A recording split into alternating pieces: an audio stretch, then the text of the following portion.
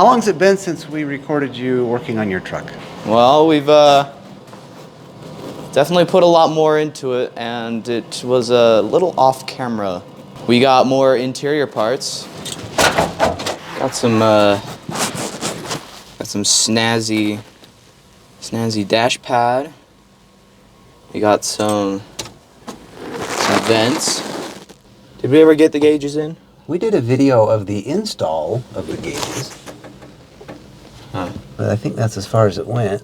You want to turn it on? Oh, we need to fix the chirpy belt. And then turn your lights on.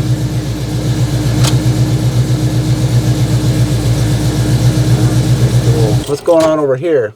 Well, we do have my vintage air in. We just have my defrosters hooked up. What's left to do in here? What's the next thing?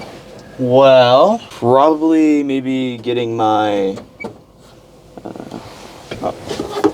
my ashtray in. We're working on the dome light wiring. It's all at my feet right now. We're trying to get some door switches in that will turn on my dome light once opened, and that's proven to be a little bit difficult. On its area. The area is a little bit difficult to get around in. Some of this wiring I think is going to be for automatic door locks. I'm going to get some of those in so I don't have to go around to the other side and lock my doors and make sure they're locked and then walk away. We do have the inside door panels. We do not have them hooked up quite yet. We're gonna put in the switches first, and then we'll hook them up, get them nice and clean, and then I won't be poking myself on this this black piece of metal. Oh, that's the armrest support. Well, it's poking me. The corners hurt. Yeah? My knee hurts. It's always poking my knee. Well, we need to get the door covers on then, don't we? Yes, we do. I would love that. I was on my way to school, and we haven't snow plowed the driveway yet, so I couldn't get out because I don't have 4-wheel drive. Why? It's broken. What's wrong with it? Probably linkage, maybe. It doesn't want to go into 4-wheel drive. It just wants to go from neutral and to 2-wheel. So I had to put into drive, get out of the car, turn it all the way, and start pushing it, giving it a little help. Go back, try and turn the wheel before it gets straight and hits the house. Get it moving, hop in, then start giving it some gas, and then it won't slide anymore. So will it go at all in the snow? Not really. That took a probably solid 5 minutes just sliding there. What did you do on Thursday night? Thursday night? Thursday night. Oh yeah, I went drifting. That was fun. How did that go? I slid a lot. I couldn't not slide. There was no traction at all. I could get moving a little bit. Doing some fresh 180s, 360s, sliding around. It's pretty hard moving around. Most of it was just doing donuts, cookies in the parking lot. Did you hit anything? Luckily, no. I did hit a divot where the water drainage is. That kind of rocked the cab a little bit. It's a lot different in here than it is when you're watching it. When you see it, it looks like I'm just having some slow cookies and doing stuff. In here, it's so stiff that it feels like I'm going to be rocked out the window, through the windshield. I'm bouncing around,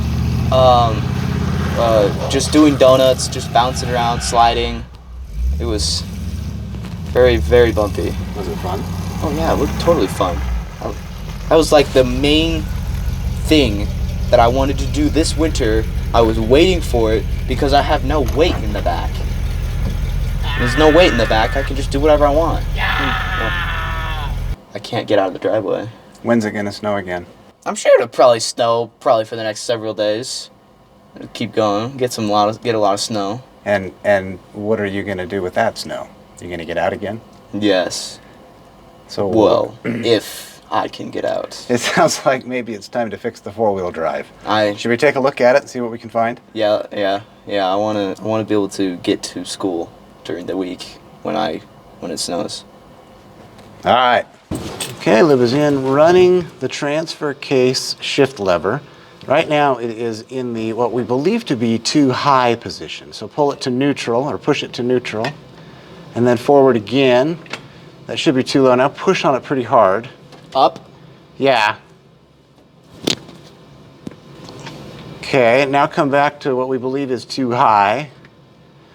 Notice that the range selector seems to be moving. That's neutral. This is neutral. Yeah, go to too high.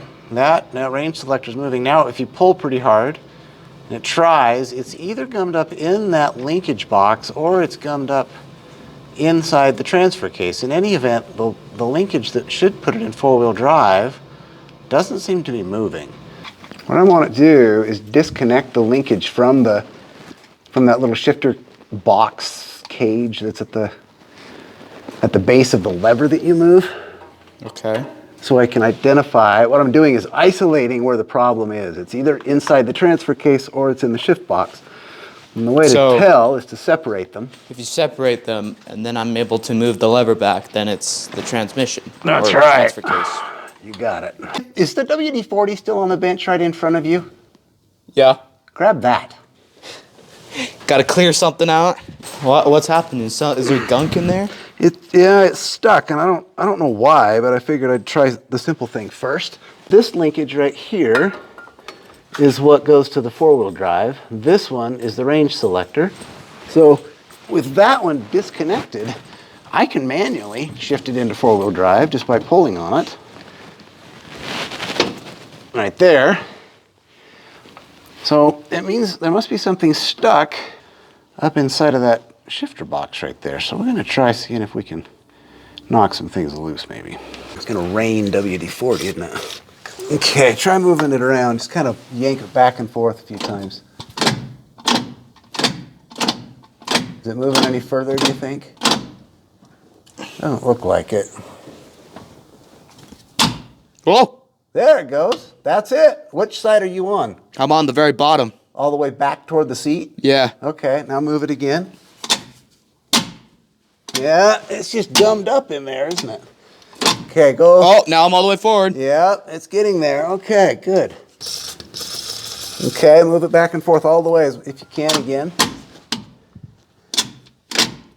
Yeah, that's what it should be doing right there. In my opinion, the WD-40 does a great job of breaking things loose, and it stops squeaks, and it's great that way. But if you really want a lubricant, I'm a big fan of the white lithium. How does it feel? Still hard to move? It's hard to move, but I could totally do it. Okay, it'll always be a little bit, it'll require a little effort. So let's see, that's 1, 2. It's gonna be harder when I put the linkage back on it, by the way. 1. Oh yeah, I can see it moving in there now the way it's supposed to. That makes sense.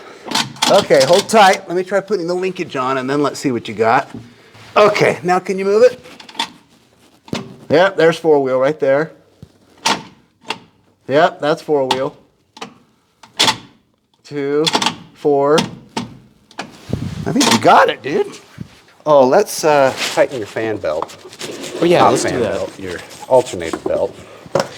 Is it the alternator? No, I'm pretty sure. Is it always the alternator? It's always the alternator.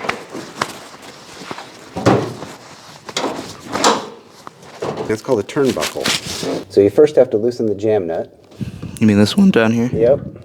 One of them is right-hand thread, the other is left-hand thread. I don't know how you can tell how tight it needs to be with the fan belt. The spec will talk about the amount of deflection based on how far apart the two pulleys are. I kind of do it by feel. Doesn't mean I do it right, but I do it by feel. Yeah, let's try that. Feel it, see what you, yeah, so kind of memorize what that is right there in your head. Now tighten that jam nut back up. Should it be just until it turns the middle? On the jam nut? Yeah. Ideally, we would get another wrench and hold the adjustment nut so that when you tighten the jam nut, it really gets a good hard cinch up against it. Do you want another wrench? Sure, because it's turning. You know what? It is a joy to work on a car that is clean, right? That's just a clean area to work. So cool. It's as tight as I can do it. Got it? That doesn't take much. Okay. Let's see what we got.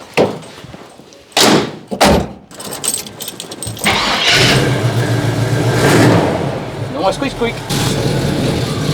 Let's go.